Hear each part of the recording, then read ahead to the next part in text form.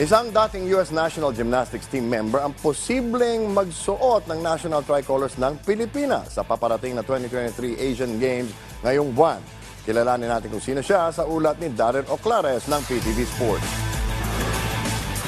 Muling madadagdagan ng isang Filipino-American gymnast ang Philippine Gymnastics Team sa katauhan ni Levidiong Rui Vivar. Ito ang inanunsyo mismo ng 17-year-old gymnast sa kanyang Instagram post nitong Huwebes at inilahad niya na nasasabik na siya na ibandera ang bansa sa mga international gymnastics event. Bago lumipat ng Pilipinas, naging bahagi si Jong Rui Vivar ng US Juniors Gymnastics Team kung saan siya naging 4-time national team member.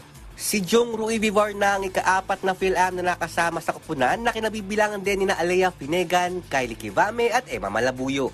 Bagamat wala pa sa official lineup ng Philippine Olympic Committee, inaasahan naman na iaapela pa ito ng Gymnastics Association of the Philippines para mapabilang si Jong Rui Vivar sa mga magiging pambato ng bansa para sa Asian Games.